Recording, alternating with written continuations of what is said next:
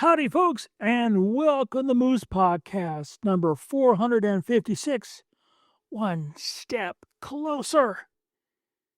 Trust you guys had a great week. We're just back from what I think is one of the most magical places in the Southwest. That's Madera Canyon. Boy, did we have absolutely a marvelous week. Great bird photography.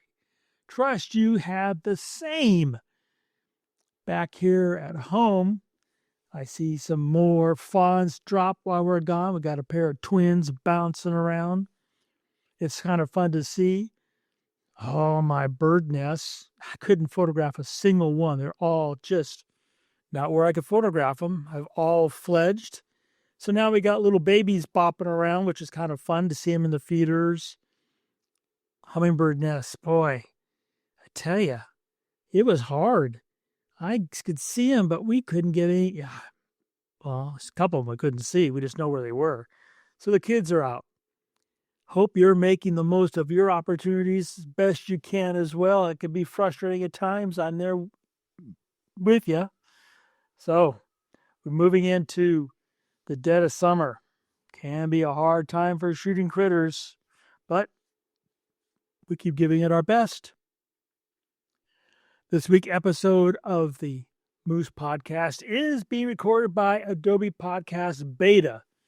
Yeah, the podcast is in beta again. AI voice is not. Interesting process.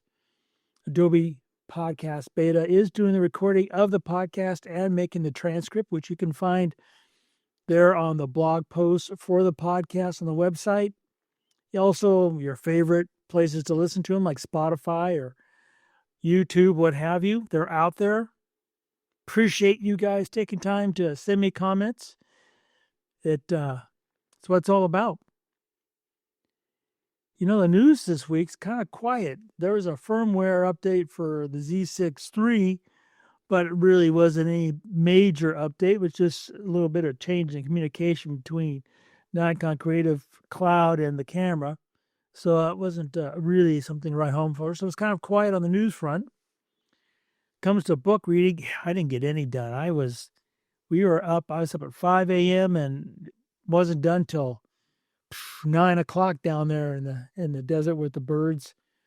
God, hummingbirds, I tell you, they're so addicting. It's marvelous. Want to thank my good friends at Bedford, bedfords.com. They took care of not only myself, but a couple of folks there I had with me in Arizona, getting to us products. That's because they have such a deep inventory with great prices. They've got such great service. And, you know, they can go to any one of the 7 stores, the web, give them a call, walk on in, go click on the website. All those things are there. They're ready to help you any way they can with any product, anything you can think of. They're going to have it. They're going to help you get it and use it correctly. And they're going to have the best price. And after you check out, you get that 5% back from the Moose discount. Yeah, just tell them Moose sent you. And boom, you'll see that 5%. Really nice people. Really nice people. Salt of the earth. Bedford's Camera, bedfords.com. Thanks for sponsoring, continuing to sponsor, and be the sponsor of the Moose Podcast.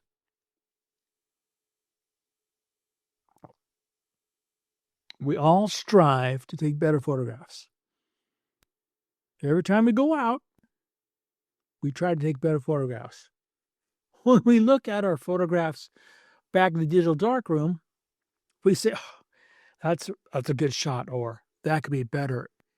In either case, we go through the steps of saying, well, I know it could be better. How can I make it better? Just dropped a class on Kelby One on learning from your own files. There are a number of suggestions there of ways to learn from yourself, because I am convinced, in large part because of, personal experience, that we can be our own best teachers if we listen to ourselves, which, of course, is one of the big challenges, right? Well, I'm here to tell you, one of the easiest, simplest, least expensive, most effective ways to take and capture and bring home better photographs is take one step closer. Now, you might have seen that podcast title and thought it was some metaphorical thing that we are one step closer to something, but I'm talking about literally when you put the camera to your eye, no matter the subject matter, no matter anything, body, lens, subject, location, when you put that camera to your eye, before you go click, 9 times out of 10, you can come back with a better photograph if you just take one step closer. I'm talking about literally placing the right foot in front of the left foot, or left foot in front of the right foot, however you want to do it, one step closer before you go click. And this sage old piece of advice, which is really old, goes way before me. And it was told to me more than once back in the day, is such a simplistic way of improving your photography. Just literally take one step closer. Not change lenses, not change exposure, not change aperture, not change where I'm holding the camera, nothing. Just literally just taking a step forward. Now, how can taking one step closer really make a difference to your photographs? Well, if you're asking that question, that's a great question. Well, let's just think about this for a second. You take it one step closer. First thing that happens, which is the most obvious, is that the actual size of the subject will be a tad larger in the frame. And yeah, that can be a good thing. It's just a small little tad. And you have to keep in mind that so much of photography is just a collection of a bunch of small little insignificant things that when they're all added up create the big drama. Not one big giant move, a bunch of small moves can make such a difference. And part of that philosophy is taking one step closer. Okay, so you take one step closer and now you have a slightly larger subject size. Now keep in mind, if you're shooting, let's say, a bison with a 300 millimeter lens, okay, and you are 100 yards out, one step closer isn't going to make it that much bigger. So you have to remember there are certain relationships here that you have to take in mind. If you are shooting macro, you physically can't take one step closer because then what? You're going to be smashing the bug. So you have to apply some common sense. But in generalities, taking that one step closer, yes, your subject will be a tad larger. But more important to that subject size, which a lot of people get really, really, really locked into and kind of almost get blinders to seeing just a large image size. More importantly is that a lot of the elements in the frame, I'm talking about a lot, especially distracting ones, will be eliminated by taking that step forward.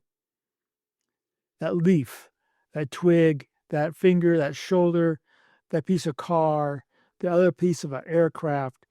It's just amazing how many distracting elements are instantly eliminated from our viewfinder and our photograph by taking one step closer. Hopefully you're saying, you got to be kidding me. It's that simple? Actually, it kind of is.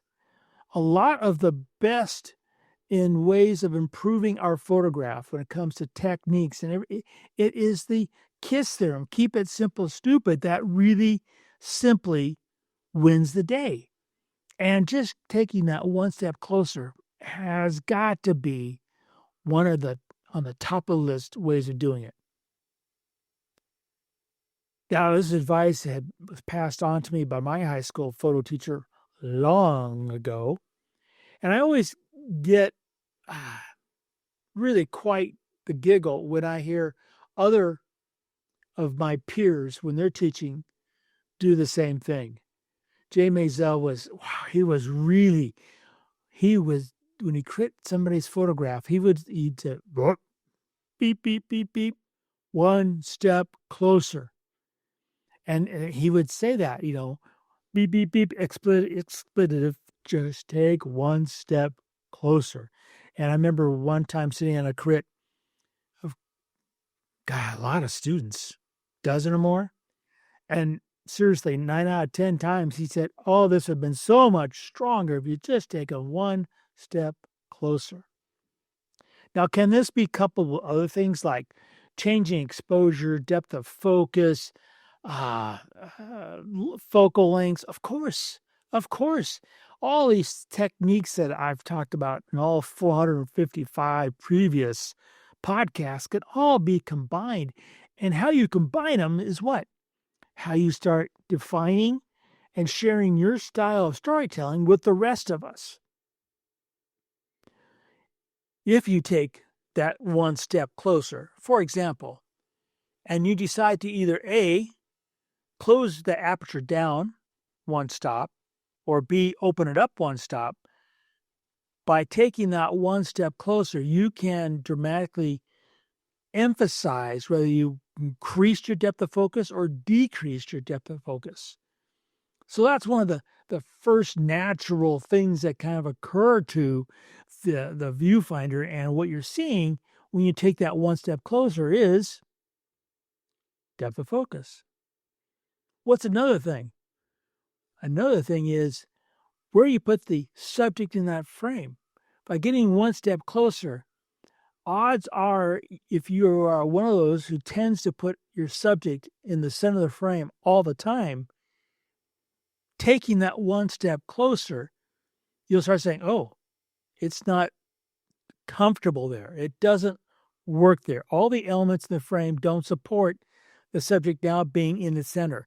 And you'll come to that realization by literally just taking that one step closer. You're going to start putting it left or right, somewhere other in the frame than dead center. Now, if you just keep this in mind, if you start thinking about that, and when I go about trying to incorporate something new that I've heard, in this case, take one step closer as an example, I actually put a sticky red dot on the back of the viewfinder of my camera. So every time I put that camera to my eye, I see that red dot. And that red dot then reminds me, oh yeah, I want to do blah, blah, blah. In this case, take one step closer. Now, if you take one step closer and all of a sudden you say, this is too tight, keep in mind you have a couple of options. One is change the focal length of your lens. You'd be changing out a prime lens or zooming back with a zoom. That's one case. Another thing is you take that one step closer and you say, wow, this is too tight. You might take 2 steps back. Yeah.